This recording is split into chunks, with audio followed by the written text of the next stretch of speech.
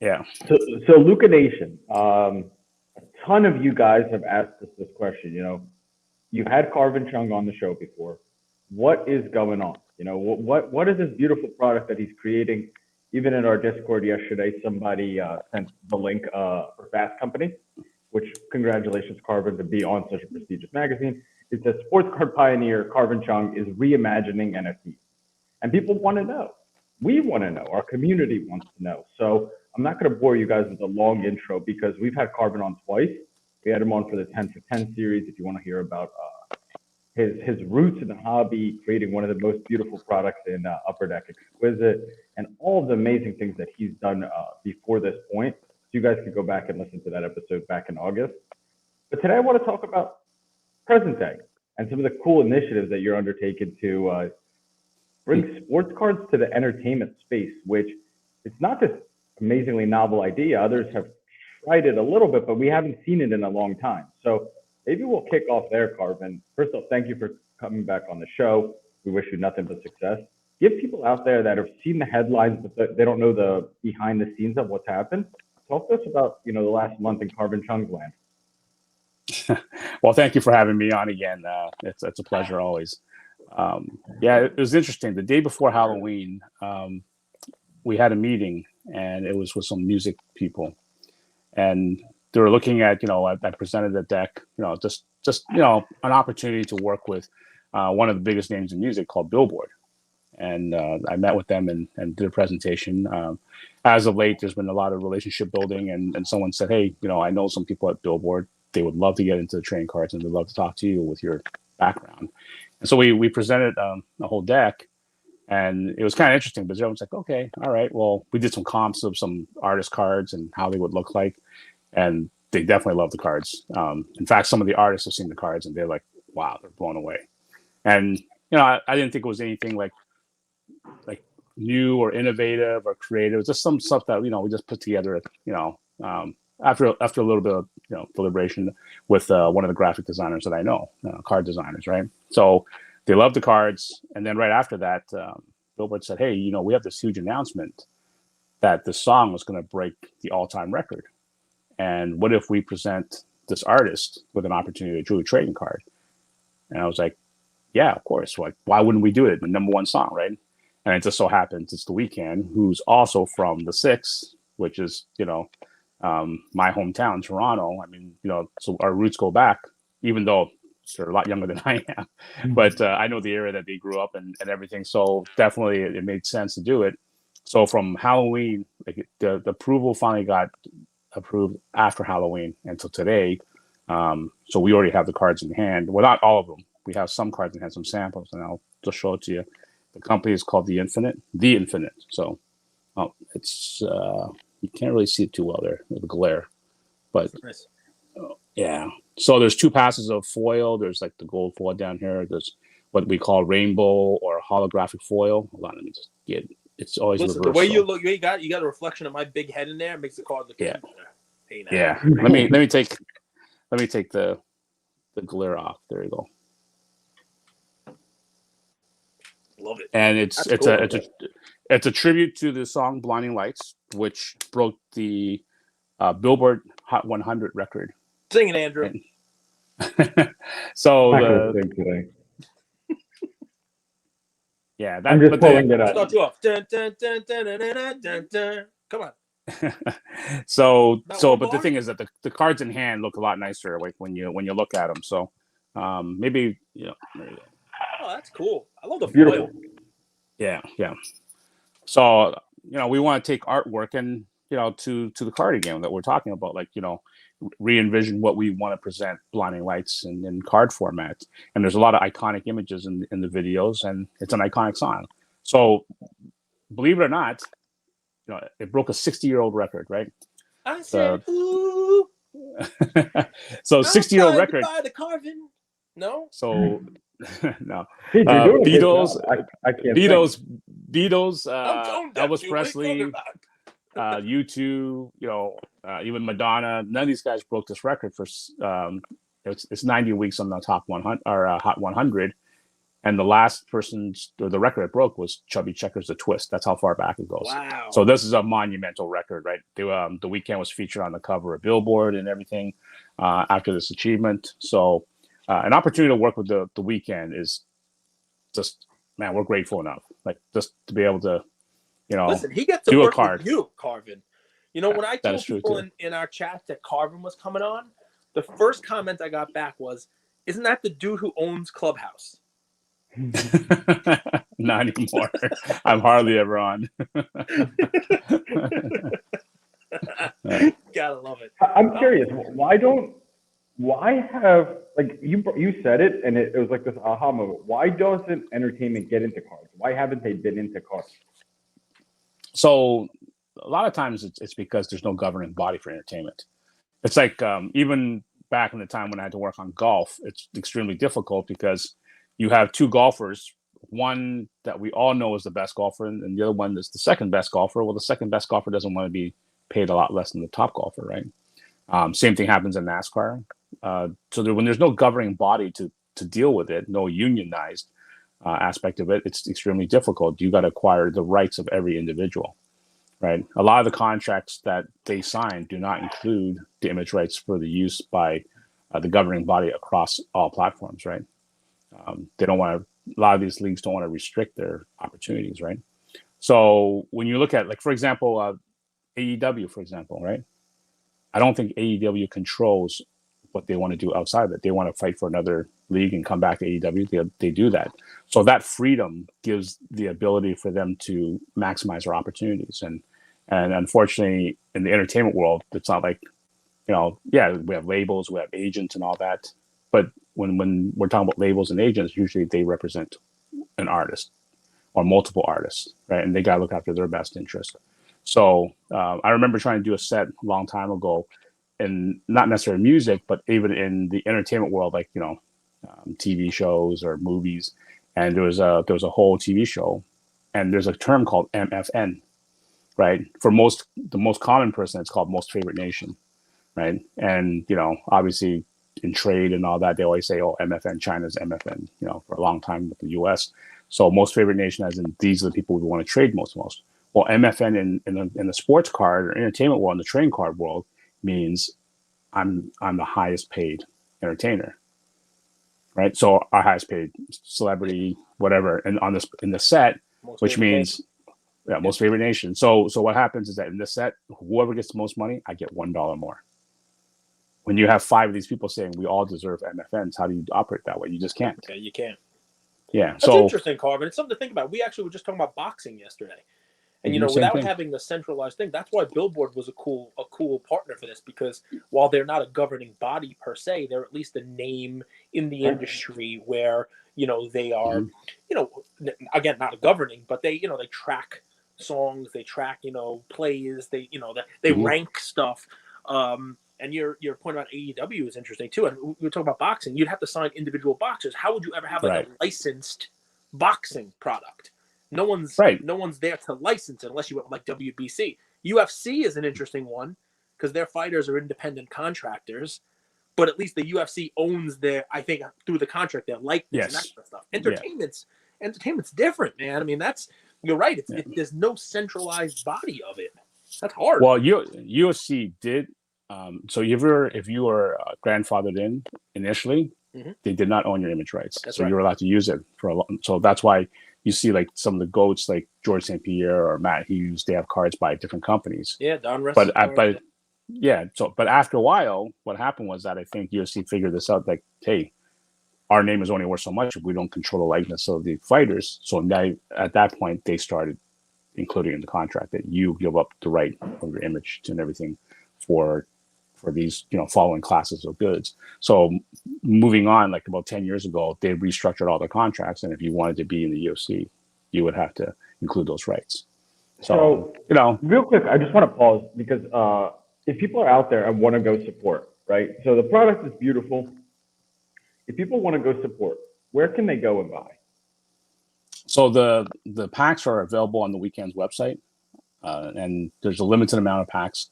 It is $100 for a 1-card pack, but just to show you, where did I put it? Oh, my pack. All right.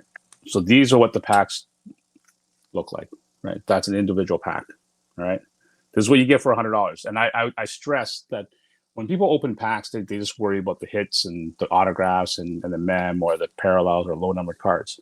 Our whole idea was not to build a product like base like that. Our whole idea is to build a product that's more of an experience. So the box itself is extremely nice to look at, right?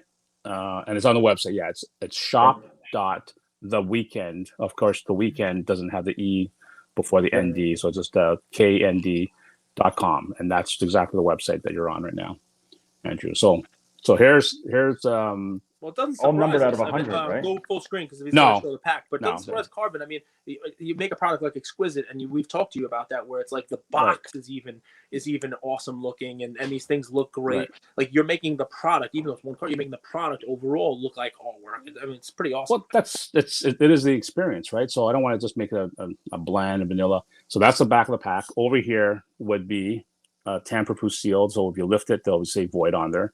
Right. So let me give you what the pack experience looks like. Please. Now, okay. So once you open it up, right, there's also an info card in there. Hold on. I just got to figure out. I'm working backwards here. So You're doing great. Right. Wow, one of one auto. I'm just kidding. So this is an info card about the editorial of the Weeknd's hit Blinding Lights, and it also has a facsimile auto of Abel.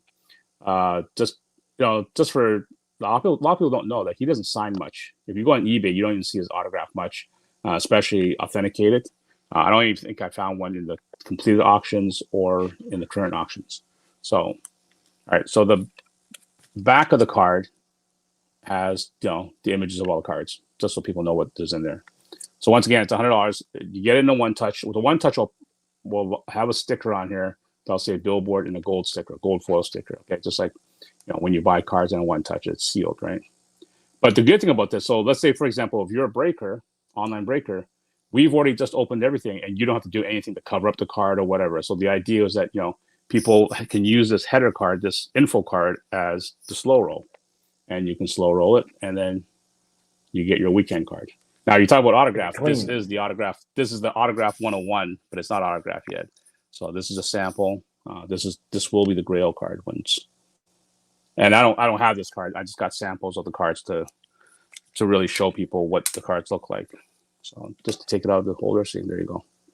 A lot of. I know it's gonna sound crazy, but I get Marvel PMG vibes on it a little bit. I know it's gonna sound a little bit crazy to people, but like there is. Athlete cards are one thing. I think these entertainers, they fall into that category, maybe a little more superhero-esque, especially the Weeknd. Well, this is what I will say. I mean, look at the technologies and trading cards are all out there. There's nothing like different in terms of technology. We're not trying anything new and like that. It's just the way that we're designing the cards and what we add on to it to accentuate the subject, right? And what I will say is that what's interesting is a lot of people say, "Oh, these cards look like Flair Showcase." These people have been saying it looks like PMGs, or you just say it looks like PMGs. But when we design cards, Flair's a good one. Yeah. So when we design cards, but we don't look at a card and say, "I want to design like that." We take the whole idea of the artist, we take the idea of Blinding Lights, what it's all about, and really build a brand extension of them. Like there's 50,000 card designs out there. Something's going to look like, oh, that was the inspiration for this card. It isn't, right? More inspiration is the video, who the Weeknd is. Like these other artists that we're talking about, like we did some designs from some other artists, and we're like, okay, this is an iconic album. I want the cards to look like that album. But if you start looking at all the cards that have been out there, there's going to be something that kind of like, oh, it looks kind of like that. We don't pick designs out of cards. We pick designs based on, like, if you wanted an Andrew Goldberg card, I would say, okay, what would Andrew be proud to have his card look like, right? And that's what we would want to think about it that way. We want you guys to have a badge of honor that says, this is my card. Like, for the Weeknd to say, like, oh, this is my card. Like, can anyone top that? That's what we want. We want the ability for you to flex your card on someone else or to carry it as a status. And that's the one thing that how we build our card sets versus, oh, this is because we have nothing to go on. There's no Infinte cards in the past. There hasn't been a design that we utilized, right?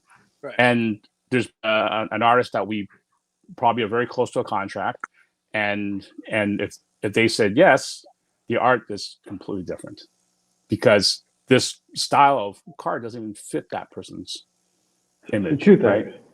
First off, I want an Andrew Goldberg card. I want a Cage Lawyer card. You got my wheel spinning of what I want it to look like. For some reason, yellow and green are the colors that came to my mind. Yellow and green. Okay. I don't know why. But maybe Cage should be a tiger print on the outside. I don't know. I'm not an artist. Karvin's an artist. I'm glad we're friends. Second thing is, guys. Colors? No, not the Packers colors. But if you guys have bought one of these, or you're gonna buy after listening to the show, please tag us in your story and tag Karvin. We're gonna pick a few of you guys that have purchased and do some giveaways. Okay. So if you bought the card, just take a screenshot of the purchase order, whatever it is. Tag us, post on your story, tag Karvin, and we're gonna do some giveaways. I have some fun stuff that I want to give to people. It might be some Lucas Tigers NFTs. We might do some other stuff. Tag us. Andrew might call you and sing a couple of verses of the song because he's being shy. But we're not ending this episode without one of you guys singing. Maybe one of them will FaceTime with the Weeknd. Maybe we could put a few pieces, a little bit of this, a little bit of that. I'm not making any promises. They could FaceTime with you on a weekend. That's probably more likely. But oh, bro, you're crazy. I like listen, Karvin, the fun thing is, from what you're saying, just to pick up on it, I mean, if there's one person in the world, in our industry, in our hobby, who would never be accused of making non-original card work, it's you. I mean, everything's going to look like something in somebody's eyes. And, you show that card to 10 people, then you're going to get 10 different names. Look, you probably didn't think of Marvel PMG when you were making it, right? But no. I think it's more just entertainment vibe kind of thing is what he was saying. Yeah. So, look, it's great to debate, and it's always fun to have that dialogue, right? And, I have no shortage of people coming in, oh, I want you to make a card like this or like that. Well, it's, once again, I can think of the technology and we can utilize it. But some of the technologies aren't even available. Some of these companies are out of business that are printing companies. And to be honest, also the main printing companies, they're overwhelmed right now printing sports cards and trading card games. So there's a lot of challenges even in today's hype time of the trading card world to even find a printer that can work with this. This is not going through a traditional printer, these cards. So unfortunately, I'm going to have to find a team to help, finish everything too. So it's definitely difficult. Everything's costing more. Paper is like 4 to 5x, and finding paper, it's incredible. Like I never thought that a printing company would ask me for money upfront money to purchase paper because they have to pay immediately. There's no one's getting terms now. So those are things that I never anticipated. And when I first forecast the cost of this, it was a lot lower than it's actually coming in at. So everything, like even this top loader is hard to find if you want to get a top loader, right? Or the one touches. These are things that are real world challenges that we face in the trading card. Andrew's got a stockpile of papers. Andrew, want to lend him some papers? Okay, all right. The raws. Hit up my friend Mo Myers on the cannabis account, man. He'll hook you up. No, but I know who Mo is. Mo's good peeps. Yeah, I know. And just back to the PMG thing. So, like for an artist, artists are always going to say that their stuff is unique and original. That's what makes artists amazing, right? Mm-hmm. As a consumer, I'm an idiot. I need to compare back to everything in my head. You know what I mean? And that's the blend. But I'm curious, Karvin, where does the NFT part come in, right? So if you go to Fast Company, the first line is, what if an NFT were somehow linked to something as old school as an actual physical product? Talk to us how the NFT comes into the card, the physical card, because I think that's the brilliance of it. So first off, I'm Gen X. I'm definitely more about physical assets than anything else. That's part of the reason why Infinte is more about trading cards than it is NFTs. But with that being said, NFTs. So what we're doing with the grid, and it hasn't dropped. It was supposed to drop in October, but we just had a little bit of, we had some user experience. We thought, now we need to finalize this, make it better for the user. And what we're doing is taking one-of-a-kind game use items, right? Okay. So let's take an example. Like, what's your favorite team? I have a favorite player, Kobe. Okay, favorite player, Kobe. Okay, so Kobe. Let's imagine if we got his pair of shoes in the last game, right? Incredible. Only one person can own that piece, right? And what I also equate to collectibles, in whether it's an NFT or whether it's a pet rock or a comic book or a video game, I always feel that the sense of nostalgia brings us very close to the collectible. Yep. Right? There's two things: there's nostalgia and there's a community. When you have those two together, it's a powerful collectible. And in the NFT world, NFTs have been around for 3-4 years, let's say, right? 3-4 years. There's not a lot of nostalgia. So there's more about the community, and it's more about owning something for status too, as well, right? I own a CryptoPunks, I own a Bored Ape Yacht Club, NFT. Those are like the big ones that everyone talks about. And yes, I understand. Like when Gary talks about it, like Gary Vee talks about it, he said, "Hey, I get to show people my status." He's getting a call. I agree, and like when you talk about nostalgia, I remember where I was when I watched that Kobe 60-point final game. Like I remember that to the T. I remember how I felt when I watched that game. That's the nostalgia, right? Like that emotional connection. Nostalgia alone is not enough. What did you say? I think he's on the call. Nostalgia alone is not enough. That's what the community is. What also. But I mean, look, I get nostalgic. I go to my basement and I see hundreds of Beanie Babies. It's actually pretty scary. I get nostalgia for that. You still have them? I have plenty of them. I get the big ones. I got the first series ones because I eventually think those will come back too. You know what I mean? Like, everything comes back. It's just the way it works. While we're doing this, I'm going to go get my plug. But, you go on eBay and you look at what Beanie Babies sell for, even some of the like first edition ones and that kind of stuff, they're still Ugats. And I think part of that is there was a lot of them produced and stuff like that. And also, there's not exactly like a community of people on Instagram or wherever it is saying, "Hey, remember we did Beanie Babies back then? Let's rock and roll. Look at this status symbol. Let me change my avatar on Twitter and put Humphrey the camel." It's probably not going to happen. Nostalgia's there, but that doesn't carry the day all the time. Karvin, what you were saying? Yeah, sorry, a phone came in and interrupted us. So for this as a game use physical item that we're going to tokenize and create multiple NFTs. So on the platform, you can buy an NFT that's representative of part of that shoe. It could be, and we'll have it classified as, oh, these are laces, this is the logo, this is a base version of the regular leather or canvas or something like that, or this is part of the sole.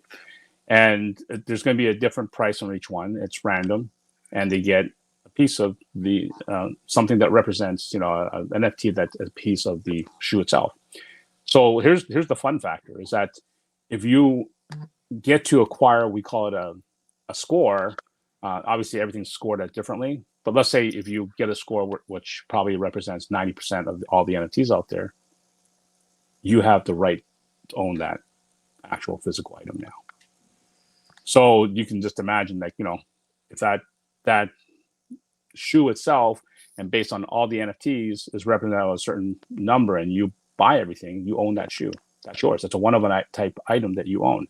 Now, that's the gamification. So what I do truly love about... Let's say there's 100 different, mints available, right? You come in, you buy a few at once, and then eventually you come in and you buy, is it up to 90%?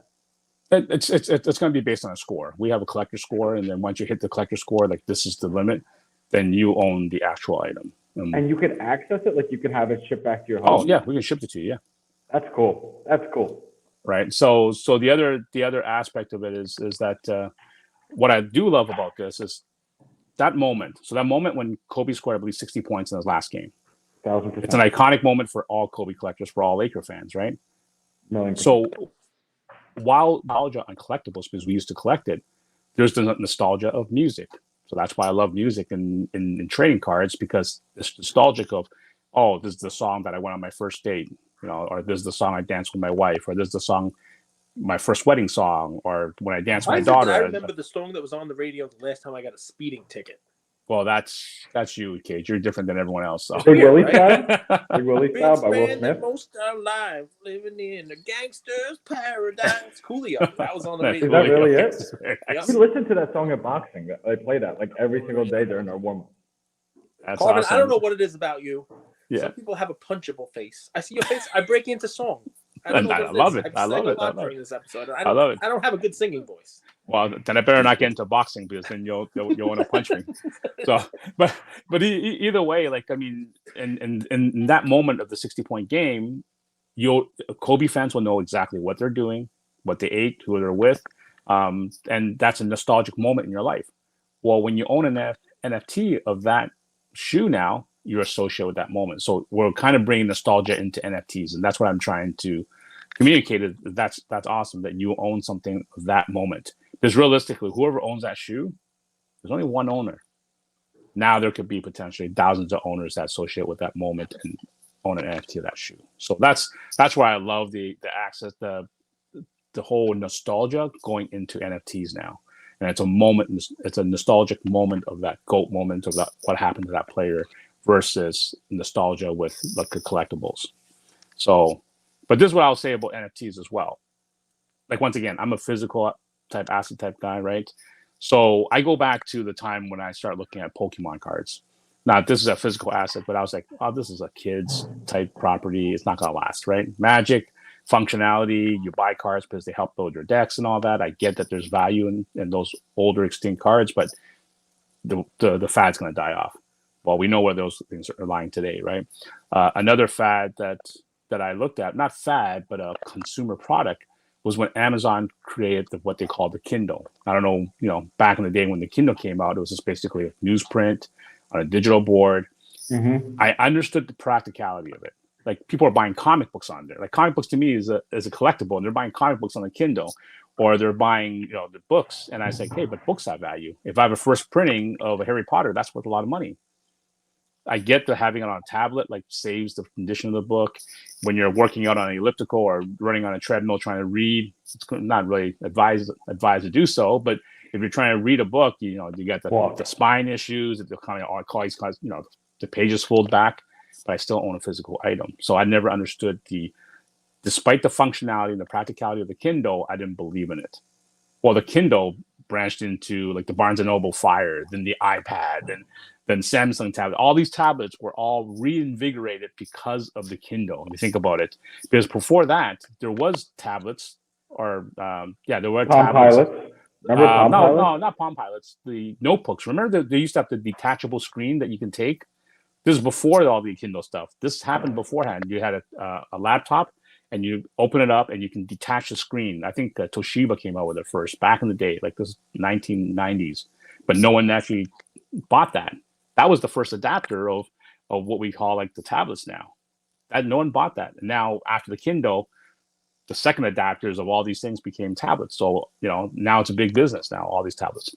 So I'm, for one, is never against this, what we call disruptive technology. And this NFT is really a disruptive collectible. And I'll tell you a story where when I was 6 years old or 7 years old, and I started collecting hockey cards, and putting them in boxes, not really protecting them. There was no top loaders back then in the 70s, but I would protect them. I say, "Oh, Dad, this is a picture of Bobby Orr. Like he's a superstar." My dad, that's junk. Why would you collect hockey cards? It's a sport. It's pictures of men. You know what you should collect? So this is my dad, right? Now, mind you, he's first generation Chinese. Playboy magazines. Playboy magazine is another one that you can say, right? Yeah, definitely. And my dad was like, he's first generation Chinese in Canada, and he's going, what I collected was stamps, coins, and just the things that he said to me. Stamps have a 400-year history. It's been around forever. Coins, they've been around for thousands of years. You can go to the ancient, BC coins we can talk about, right?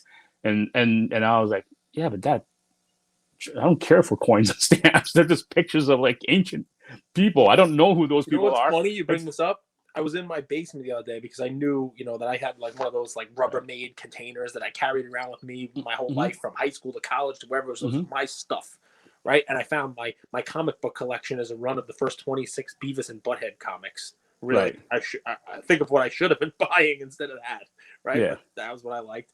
And I found, I guess my parents bought for me when I was young these mint sets of stamps, and they're in like a white envelope still. They're in perfect shape. It's got like, I don't know how many stamps can it, 1973, 74, 75, 76, all the way through like 78. There's like a run of like 7. I'm like, holy shit. And they have these are like mint, uncirculated, beautiful things. They're in like the postal service envelope. It's got like the receipt in it still. Imagine they would have bought me a video game instead. Yeah. Like I could sell it on golden auctions for $1 trillion. But instead they buy stamps that are 50 years old, right? So I look at this guy. I go on eBay. They're selling for less now than what they were paying them in the 70s. They're like $9. Like, what the hell is this? Like, I think I would get more use out of mailing these things. Probably you got forever stamps in there. So, but here's the thing. Like, so when we go to today and we hear the argument that shouldn't buy NFTs, are we not hearing the same argument that my dad had for me about stamps and coins? And I'm not saying that, according to your story, that trading cards are going to go down. There's definitely, I still feel that a lot of people don't know about trading cards, and they still have a lot of opportunity for the future to keep completely climb. Obviously, there's going to be ups and downs along the way, right? But the way I look at trading cards is that, are we being old school and saying we don't accept NFTs? This is what I will say about collectors. I'll take it one step further, Karvin. You ready? Yeah. My story, what it means is, in the 70s, you were the one collecting that people were not collecting. Exactly. And that's what made those cards in the 70s worth something. Right. When your dad, who's a first generation here, says collect stamps, that's because everybody told him stamps are the thing to collect, because people were collecting stamps in the 50s, the 60s, 70s. That's why there was a mint set for me to get. And the reason why it's worth $9 is because every parent probably bought it for every kid. And every house had them, and there's a trillion of them out there, whereas there are not many Bobby Orr cards in good shape. So that's right. Bring that forward. I'm not saying, guys, look, I know it's a card thing, but right now, no one's collecting the NFTs. Everyone's collecting the cards. So that's the comparison you're trying to make, I'm just trying to say, be open to all collectibles. That's all. And it comes down to it. Collecting is driven by, like I said, nostalgia already. It's collected by a certain, it affects our psyche in some way, and also emotion. Mm-hmm. Owning a collectible, like there's some crazy things that people don't do. They won't sell cards for millions of dollars because they have millions of dollars. They only have one of something that they own and they truly love. And if it goes down, oh well, they're fine with it. If it goes up, oh well as well. That's part of their portfolio. They're not selling those cards. Like, I don't believe the guys that own the 52 Mano 10s are ever going to sell them. I don't believe the guys, Nat Turner, that owns the 101 exquisite non-auto, non-patch 101 black version is ever going to sell it. He's not going to sell his 3 logo mans, even if he's offered 30x of what he paid, probably. So it comes down to it, when you have diamond hands and you have that emotional attachment, you'll have the psychology behind collectibles. It applies to anything out there that's a collectible. It doesn't just apply for trading cards. It applies for stamps, coins. It applies for Barbies, comic books, video games, and potentially NFTs. So yes, how do we know NFTs are going to be something of value in the future? We just don't know. Right. But if you have the ability to buy a few and put some away and say, you know what, I'll just leave it alone. Don't worry about buying it and selling it. That's an option. And when it does go up, then you feel great of knowing the market. So one thing that I will always say, that even sometimes more importantly than money, the financial gain of cards, is the fact that you knew it all along that this was going to be good, right? This is going to be good. Did you hear him? And then when more it becomes money, good, being able to say, I knew it all along. That right. So that's your core theory. I mean, we're going to chisel Cage's theories in stone. Being right. We want to be right. It's the ego. I want to be right. I want to be right. So let's say obviously a lot of people know about my story about Immaculate, right? The reason why Immaculate is such an important name to me is not because the name itself, and it's not even because it's a tribute to Madonna that's so important to me. It was when I was a DJ, when I was 13 or 14 years old, I bought my first EP, and I bought an EP of Madonna, and the song was called Physical Attraction. I said, she is a New York underground star right now, and she's going to be a superstar. So every time Madonna came out, like the first time she was on the videos, the music video show, the awards, right? I think she was on and doing Like a Virgin, and then she started doing Like a Prayer and all these different albums. I was like, I knew it all along. She was going to be a superstar. I was like out there buying her first single out there. No one knew who she was.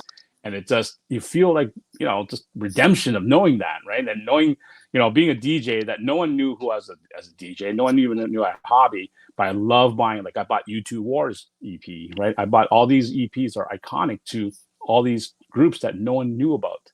And as soon as everyone likes them, they become a pop sensation or a superstar. I start disliking them a little bit. I was like, hey, it's not my little secret anymore. It's the whole world knows about them, and let me find the next person now. That I don't have too many regrets in life, Andrew. But if I could change something, I'd like to be a little older and go back to Toronto, say late, maybe early '80s, and check out one of the late night sessions of DJ Fast Car on the Wheels of Steel. Wheels of Steel, man. You know who that was? Is that Karvin's DJ name? No. Car. No, but Wheels of Steel is a famous song done by Grandmaster Flash, which is one of the most iconic DJs out there, singing with Mel Mel. So Mel. I love Mel Mel. That's how far I go back. Run DMC, Mel Mel. Not as far back as Rapper's Delight, which is like one of the OG songs. You guys consider Dre? You guys consider Dre a DJ? Like Dr. Dre? He's a producer. Well, DJs. There's two different types of DJs. There's DJs that spin vinyl. I think DJ Ski does that, and he goes to, like, he was at the Michigan game spinning vinyl, right? And usually those people have a really good DJ voice. I think Dre is more of a producer, where he produces music inside the studio. So it's kind of interesting that, when I first heard producer, I'm always thinking, oh, it's a person that produces the album and all that. But no, producer also means that people do beats too, right? And have you seen Defiant Ones, Karvin? No, I haven't. No, it's a must. As we're talking about entertainment and all this stuff, Defiant Ones to me is a must watch. If you guys don't know, it's a 4-part documentary on Dr. Dre and Jimmy Iovine and the history of music and how they came together, and then how they started Beats by Dre. Really cool, really cool, well-made documentary. Let me ask you something as we wrap up here. Have you faced pushback from the hobby? Right, the hobby is quite an opinionated group of men and women. Have you faced pushback on this project? Of course. I mean, so one thing for sure is everyone's like, oh, it's $100 per pack, right? It's $100 for a card. And at the same time, like, if I wanted to create a regular base card, many companies can do that. You have to understand that what I'm associated with is more of a premium look.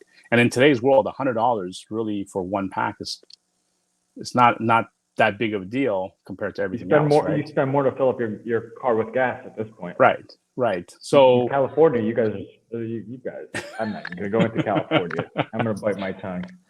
Whenever you want to move over here, Karvin, we'll welcome you with open arms. Oh, you're in Mexico, aren't you? That's right. Come on over. Yeah. No, maybe one day. I don't know. My family will be all for that. But I'd love to.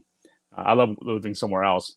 But the one thing is that, does like, if we talk about like creators, right? Do you want to create something that's memorable, something premium, and something that when you look at it, you go, wow? Or do I just want to create a base card, no foil, nothing like that, and sell it for a lower SRP? My whole point is, like, believe it or not, like the box that I have, right? This box that's created, that cost us $350. I could have bought like one of those, Uline boxes and put it in and for 50 cents, but I would decide to choose $350. Why? Because I want to bring the experience. The packaging is part of the experience, right? Do we really need to have that info card inside the box? No, we didn't. But I also want to add to the allure of the experience, right? Like when I want collectors and sports cards people, whether you're sports cards or music fans, I want you to carefully look at the box and say, wow, or actually I have the box that's already folded. So the box itself is front, back, photos, 4-color printing, right? There's manual labor folding it up, right? The card itself, there's love in every piece of this piece of work, and we didn't downgrade anything. We didn't go the lower denomination that route. We wanted to provide the full experience. So that's why even on this, if you look at the top, it says "Welcome to the Infinite Experience." It's an experience to open the pack. Yes, you can look to say it's only a 1-card pack for $100, but you look at the overall structure of the packaging, right? Like when you buy a pair of shoes, let's say a rare Jordan, or let's say even better, if your wife is into high-end shoes like Jimmy Choo's and Louboutins, the box is everything.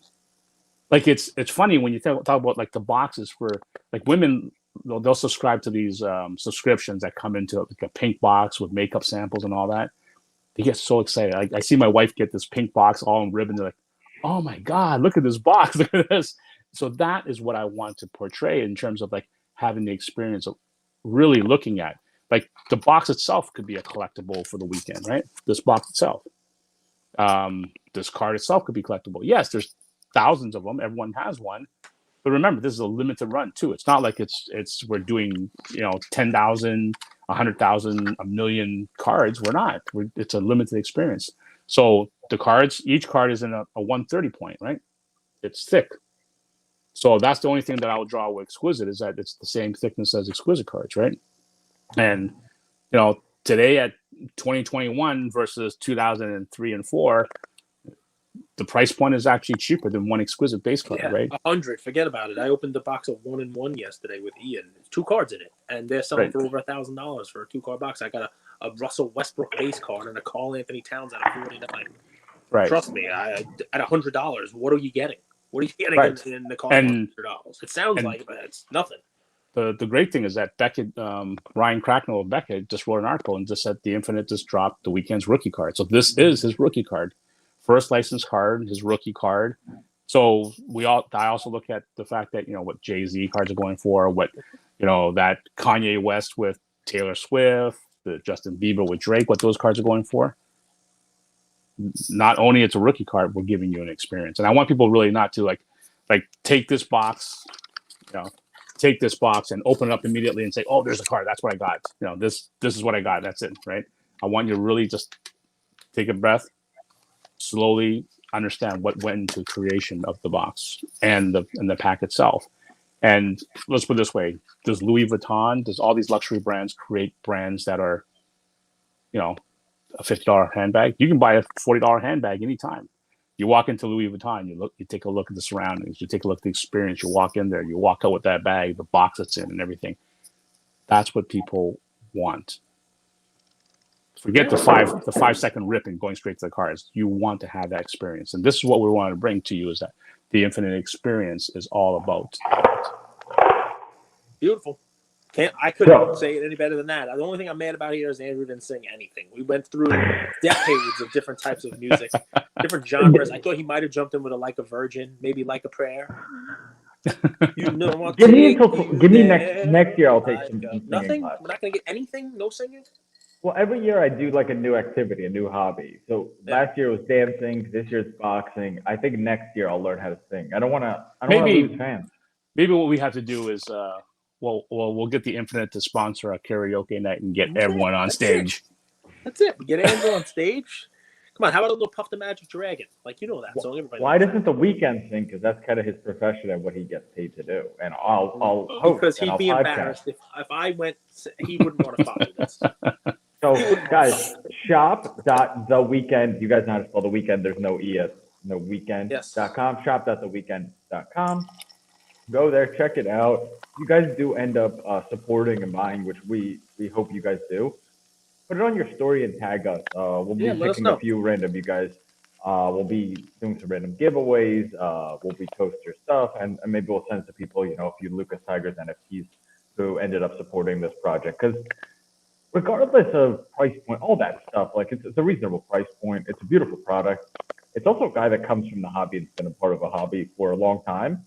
And I do believe, like the NBA talks about this, like the brotherhood of the NBA. I do think that we should be a bit more of a brotherhood, sisterhood of like supporting each other's initiatives if they come from a good place, of course. And I do genuinely feel that that's the case here. So I would love for you guys out there to support this project. Yeah, I mean, we're just like a small boutique manufacturer, right? But obviously, we'll take on all the feedback, and we'll provide conversations with everyone. We'll try to anyway. So if it gets more and more involved, then it'll be tougher for me. But we also truly, if it wasn't for the collectors out there in the last 2 years, for the people reaching out to me and for me to allow me to express my gratitude and everything, this would never have happened. So let's put it that way. I mean, if it wasn't for the whole pandemic and we're all locked down and people reaching out to me knowing who I was or knowing who I am and what I've done in the past, and I feel all the love from the collectors. I really wanted to be able to have an opportunity to bring something back to the collectors too as well. So all this would never have happened had it not been what transpired in the last 2 years. So all along, I mean, there's been a lot of collectors that we couldn't announce the subject, we couldn't announce the cards, we couldn't cards ahead of time. And there's been many collectors that Karvin, I'm going to buy a pack. I'm going to buy 5 packs. Some people bought 10 or 20 packs, and my heart, there's a heartfelt thanks to those people, not knowing even the subject, to say, no matter what you're working on, we're supporting you. So and that's not the whole idea. I don't want you guys supporting me for who it is. I will buy something that you'll enjoy, have that experience, and I believe that's something of value. I wouldn't build something that think that, oh yeah, it's a commodity card or whatever. I want to bring something special to people. So I think once you get these cards in hand, and I think you'll be shocked at how nice this looks. Like, this card to me screams and this one's numbered out of 100. So like this one here, just the foil, right? It's just a magnificent card. Right? I love it. Like, and that's I believe that's the Michael Jackson tribute too, right? So Yep. I believe Michael Jackson was an influence on Abel, and that's the glove image, right? So it's cool. Yeah. Must the corners up. Love you, LukaNation. We'll be back tomorrow. Love you, Karvin. Support everything you do, man. And I appreciate you hopping on the show again. All right. No problems. Anytime. And thank you for this opportunity to talk with you guys again and chat. I always love the banter.